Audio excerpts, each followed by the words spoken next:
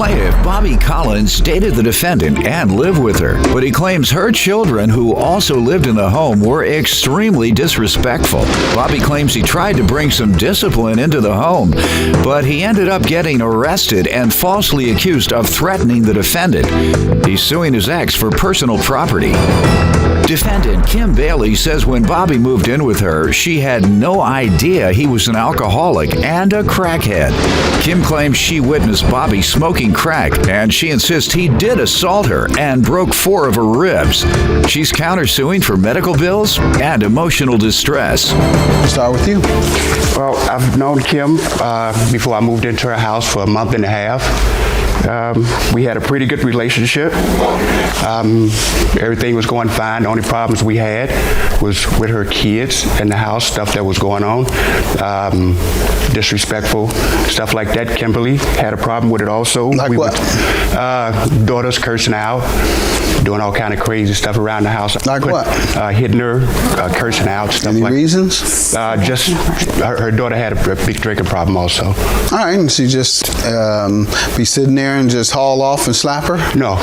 That's what I'm saying. Were there any reasons? Well, she would ask her daughter to do something like that. Yeah. Okay, so she would get cursed out when she asked her kids to do stuff. Yeah, I've been pretty much big on respect, and I kind of brought a little bit into the house, and she was pretty appreciative of it. Not so much. What do you mean you brought some into the house? Well, because I was raised to be really respectful. Right, so what did you do? I tried to bring some discipline to the house as best I could. Well, pretty much nothing, because it. How did you try? Well, how did I try? Yes, sir. Well, by trying to set examples as far as respect go. Give me an example of you setting an example. I would kind of tell them, this is not what you do. Okay. To somebody that takes care of you. All right. What else you want me to know? Well, I was arrested. I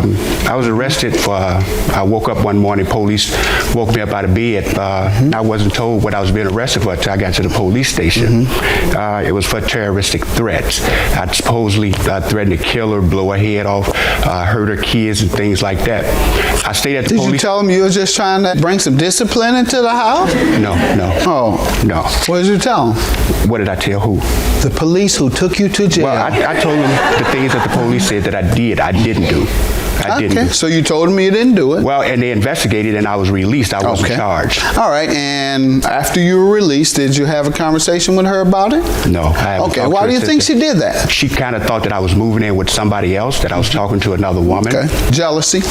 Yeah. Okay, what time period did you all date? Probably the beginning of December. Of 11? That's wrong. Yeah. Okay. Through when? Till I got arrested, July 8th. Okay. That's incorrect. Ma'am, you want to give me some background? Okay, Your Honor. I had no idea when Bobby moved into our house that he was actually an alcoholic and a crackhead. How long did you know him? We met October 14th. Oh, that's when you started dating as well? Yeah, well, the next night. We met on the 14th, and he took my number, and he called, and the next night we went out on a date. How long after that date did you move him in? January 1st he moved in. Okay, all right. And so yeah, you wouldn't know he was a crackhead or an alcoholic because you didn't know nothing about him. You moved a man in you knew nothing about. I'd known him for 3 months. Pardon me, right? 2.5 months, you're right. Correct. You can hide a crack habit for a year or more. He did that. Go ahead. And it continually got worse and worse and worse that we were together. What was he doing? When he moved in, he was doing it on the weekend. You saw him? I saw him. I know where he bought it. You saw him smoking the pipe in front of you? She actually did it with me, Your Honor. Oh, yeah, it makes sense if you saw him. Did you do it with him? Did you do it with him? No.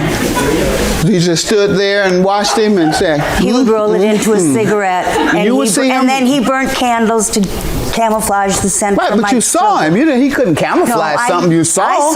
I saw it, and I also know where he got it. Once again, you sat there while he was smoking crack, and you just watched him in your house? Yeah. Okay. Doesn't make sense. I'm more inclined to believe him, and that is that you smoke crack with him. Part of the time. No one who is living within the law would allow someone to live in their home and they look at him smoke crack? He didn't smoke it out of a pipe. He put it in a cigarette. I didn't ask you that. Move on, ma'am. Yep. Move on. What else you want me to know? Other than you stood there and watched him smoke crack. He was right about the police picking him up. They picked him up because on July 2nd, when he realized that we weren't going to Chicago, he started getting very, very pissed. This woman had been calling all weekend long for him 20, 30 times. I was starting to get mad, very mad, and he wanted to take my vehicle and go over to her house, and I wouldn't let him. Instead, he called some of his family over. They sat at my kitchen table and drank and drank and drank. By the end of the night, when he came downstairs to where our bedroom was, he was so drunk it was ridiculous. He started calling me names. I asked him what was going on. He grabbed my arm and twisted it behind my back and started slapping my face. He kept pulling at my arm upward and twisting it and twisting it. And I told him I thought he was breaking my hand at first. And he told me, I'm not breaking nothing. And he slapped me and he said, every time you open your mouth, I'm going to slap you and I'm going to slap you. He wants to slap me 20, 30 times at night. Okay, this is obviously your counterclaim regarding medical. And, you know, hold on, ma'am. Hold on. Regarding medical bills.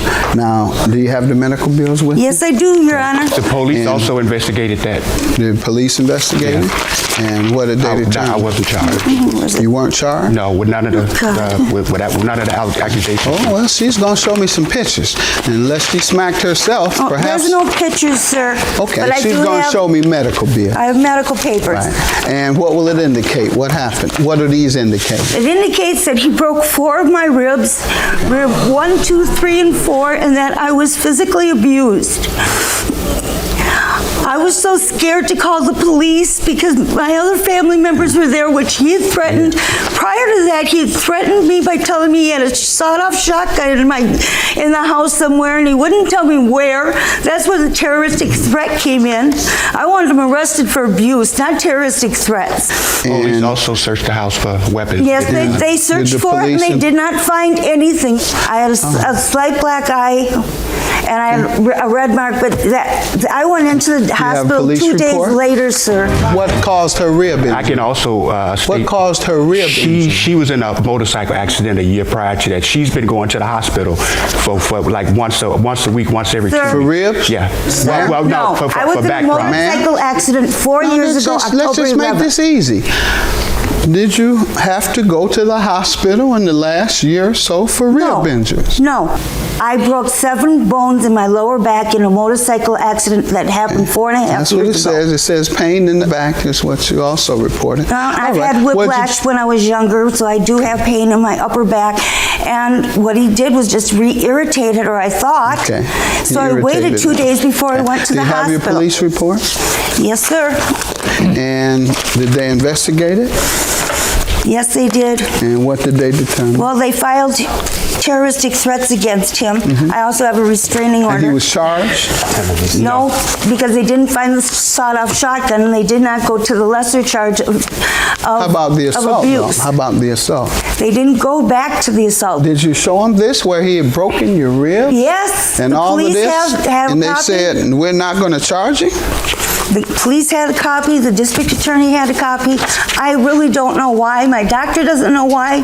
They didn't press charges on that, except that they went with the greater of the 2 charges, is what I was told. Might have something to do with I've never put my hand on her. And that's not true. Hold on, ma'am. I'm reading the incident report, and it says the facts do not support the charges. On the terroristic threats, sir. But And they I was also- told that ma'am, domestic that's not- abuse may all be right. picked up at a All right, later ma'am, time. I've done this before, and that's not how the court works. So I think they've done an injustice to you, and I think you need to go back to the prosecutor and ask why they would not charge. It's not too late. Insist that they look into that. I tried that. And what did they say? They said that it may be picked up at a later date, is what they told me.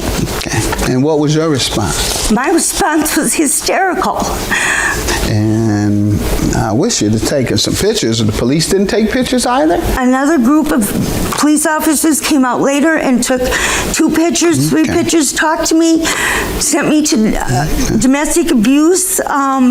What did they told do me there? to get a restraining order, which I did. What did they do with the domestic abuse? I don't know what they did with it. That's why I was so hysterical. No, I'm saying, who did you speak with there at the domestic abuse office? They certainly pursue these things No, until they the end. didn't. I say they usually do. In fact, I had one person that I talked to at the domestic abuse center saying that she really couldn't help me any. Why? Because he had been released, and please have a good day and a nice weekend, is how she put it. All right. Let's get to the personal property you're suing her about. Pretty much all of my property, my clothes, What happened? my tools. Tell me what happened. Well, I was released from jail, and I was told by the police that I would, it would be safer. The restraining order wasn't out then, but it'd be best if I had the police go there with me to get them out, get my stuff. So that's what I did. Me and my niece. One of the officers went down to get some of my clothes that was in the house. Had tools that was in the garage, and my dog was at the door trying to come out. The police wouldn't let the dog come out. But the only thing the only thing the police officer came up the stairs with was a bag of socks. Out of all the clothes that I had. You have the list of the other things? Yes, sir. Ma'am, what do you want to tell me about his property? The dog was barking, and the police did hear him. The dog had ran downstairs, and he told me to go get him. I called for that dog for 10 minutes, looked everywhere. To his property, ma'am. His property was given to him. I did exactly what the police officers told me to do, pack it up in bags, which I couldn't do personally myself. I've got a statement here, sir. I was on oxycodone and in pain. From a friend that lives down the street. From a friend lives Your down the friend is street. going to say what you're asking him to That's say. the friend that he No. bought stuff from. You gave his things. How did you give them to him? Ethan packed him up, and my other then what did you grandson, and do my with him? 12-year-old grandson, they carried him out to the driveway, and that's where the police officer told me to put things. Put everything he was owns there? in the driveway. He was there? No. Okay. The police told you wrong. You can't put a person's things out into the driveway. Well, that's an what they illegal told me to do. eviction. No, you can't do that. Ethan was there. He can testify the fact that that's what they I said. know the police might have, but my point is these are probably the same police Well, I did- that caused an injustice, which are Well, domestic there were violence. 3 or 4 different police officers. Okay, ma'am. I'm going to have to hold you liable for his personal property. You are not allowed. I don't care who told you. That's what they because told you us to cannot. do. Once again, you've been dealt a grave injustice if what you say I is know I true. have. Okay. And Well, he abused the I'm dog gonna- that he wanted. okay. The dog I when would he hit so suggest, bad, I ma'am- couldn't even find Okay, him. Ma'am, I'm going to suggest that you go and get a lawyer. In the meantime, I'm going to grant you your medical bills, and I'm going to grant him his judgment. When you take and throw someone's things out, whatever happens to those things, you're liable for them. Whether he picked them up, whether someone stole them, whether the elements hurt them, whatever. That's the risk you take when you put folks' things out. So I'm going to have to grant him his $5,000 for his personal property that you admittedly put out. So 5,000 minus what I'm granting her is how much? 4163. All right, 4163 is her judgment.